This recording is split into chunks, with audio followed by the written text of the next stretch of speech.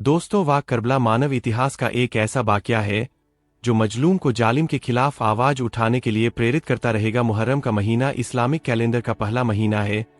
आमतौर पर लोग नए साल की खुशियां मनाते हैं, लेकिन यह महीना इतिहास के एक कैसे सच्चे किस्से को अपने अंदर समेटे हुए है, जिसको याद करके आज भी लोग अपनी आंखों के आंसुओं को नहीं रोक पाते। क्या आपको पता है, आज से तकरीबन 1400 साल पहले इस्लामिक दुनिया में ऐसा क्या हुआ था जिसकी वजह से दुनिया के करोड़ों लोग आज भी गमजदा नजर आते हैं। यह महीना इस्लाम के इतिहास का वह महीना है जिसने इस मजहब को शुरू होते ही खत्म होने से बचा लिया, जिसने इस्लाम के इंसानियत वाले एंगल को दुनिया के सामने लाकर रख दिया। आज हम आपको इस्लामी इतिहास के उस चैप्टर से रूबरू कराने वाले हैं जिसको हम करबला के नाम से जानते हैं। करबला के वाक़े का असल बैकग्राउंड क्या है, आइए आपको डिटेल में समझाते हैं।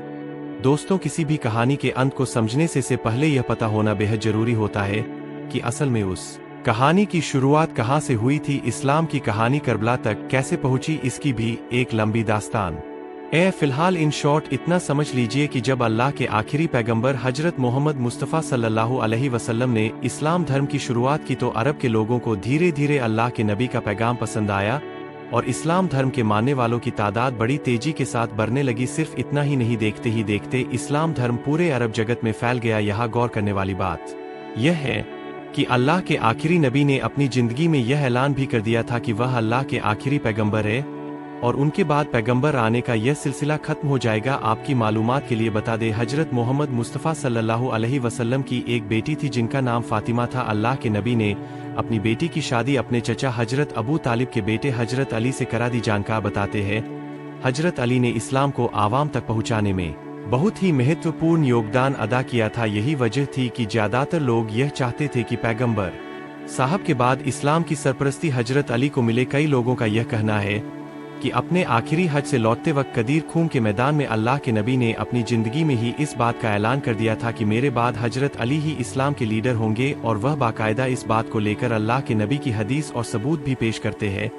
खैर, जो कुछ भी हो, जब 8 जून सन 632 ईस्वी को अल्लाह के नबी की वफात हुई तो कुछ लोग सत्ता के लालची हो गए। यहाँ आपको बताते चले कि असल में कुछ लोग इस्लाम धर्म में ऐसे भी शामिल हो गए थे जो पहले तो इस्लाम के दुश्मन थे, लेकिन जब इस्लाम की बढ़ती ताकत के सामने उनकी एक न चली तो उन्होंने भी इस्लाम धर्म को कबूल कर लिया। जानकार बताते हैं, इनका मकसद सिर्फ और सिर्फ इस्लाम की बढ़ती ताकत का इस्तेमाल करना था। इस्लाम के इन्हीं लोगों ने हजरत अली को नबी का वारिस मानने से इनकार कर दिया और खुद सत्ता की कुर्सी पर जाकर बैठ गए। उन्हीं लोगों में से एक शख्स यजीद का बाप माविया भी था। इस तरह इस्लाम धर्म के मानने वाले दो खिमों में बट गए। एक तो वह लोग थे जो हजरत अली के साथ थे, दूसरे वह लोग जो उनके खिलाफ थे। फिलहाल यह सिलसिला यूं ही चलता रहा। आखिरकार बाद में जाकर हजरत अली को इस्लाम की खिलाफत दी गई और कुछ इस तरह वह मुसलमानों के चौथे खलीफा बने। दोस्तों, हजरत अली के दो बेटे थे, एक का नाम था हजरत इमाम हसन और दूसरे का नाम था हजरत इमाम हुसैन। इमाम हसन हजरत अली के बड़े बेटे थे, इस लिहाज से आगे चलकर इमाम हसन ही इस्लाम के खलीफा बनने वाले थे। लेकिन उस वक्त सीरिया के गवर्नर माविया ने हजरत अली के खिलाफ बगावत कर दी। इसका नतीजा ये हुआ कि माविया हजरत अली के बाद इस्लाम का अगला खलीफा बन गया। दूसरी तरफ आगे चलकर इमाम हसन को भी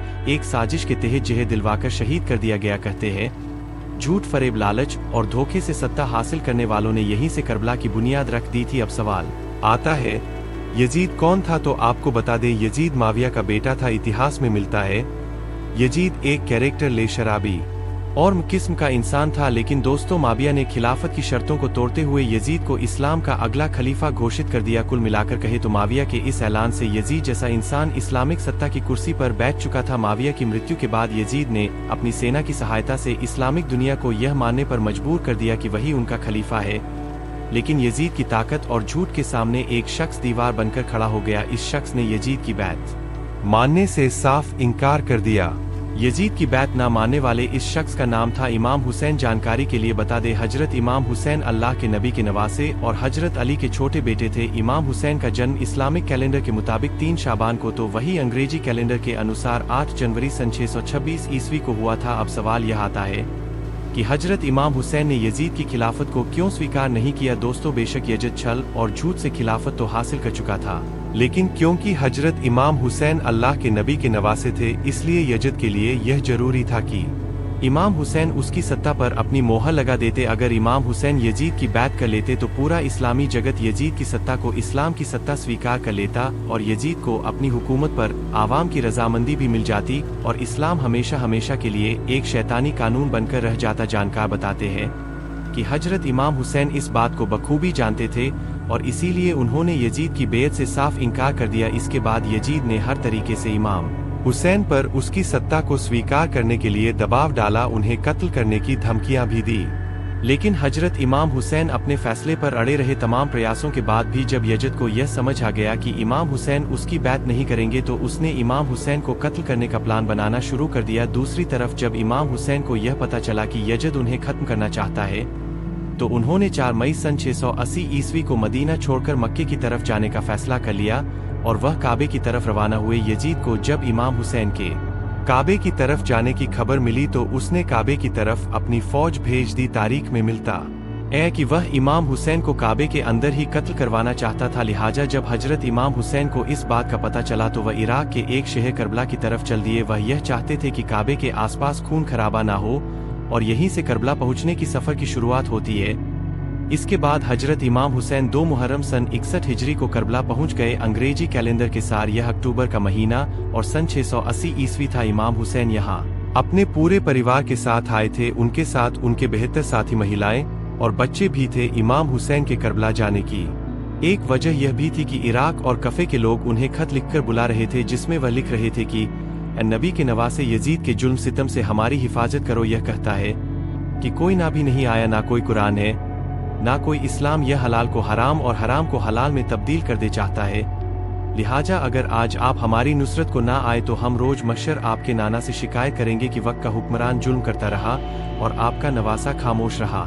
जिसके बाद हजरत इमाम हुसैन करबला पहुंचे। तारीख में मिलता है कि उन्होंने करबला पहुंचकर कुछ जमीन खरीदी और वहां अपने खेमे लगा लिए। इमाम हुसैन को लगता था कि करबला में उन्हें लोगों का समर्थन मिलेगा, लेकिन ऐसा नहीं हुआ। कफे और इराक के वो लोग जो उन्हें दिन रात खत लिखते थे यजीद के डर से उनसे मिलने तक नहीं आए। दोस्तों, करबला के इस वाक़े को एक जंग कहना सही नहीं होगा, क्योंकि जंग तो तब होती है जब दोनों तरफ से जंग की ख्वाहिश हो। इमाम हुसैन अपने सिर्फ 72 साथियों के साथ करबला आए थे। उनका मकसद जंग करना नहीं था, लेकिन यजीद ने अपनी 1 लाख से ज्यादा की सेना को करबला की तरफ रवाना कर दिया। यजीद का मकसद साफ था, वह इमाम हुसैन को जिंदगी का डर दिखाकर उनसे बैत लेना चाहता था। इसके बाद यजीद की सेना ने क्रूरता की हदें पार कर दी। कहते हैं पुराने जमाने में जो जंगें हुआ करती थी उनके कुछ नियम कानून हुआ करते थे। मसलन बच्चों और महिलाओं पर हमला नहीं किया जाएगा, किसी भी हालात में पानी बंद नहीं किया जाएगा, इसके अलावा निहतों पर भी दबाव नहीं किया जाएगा। यह सब जंग के कुछ उसूल हुआ करते थे। लेकिन करबला की जंग में यजीद की सेना ने इन सभी नियम कानून को तोड़कर क्रूरता और हैवानियत की ऐसी दास्तां लिखी जो आज भी इंसानी दिमाग को झकझोर कर रख देती है।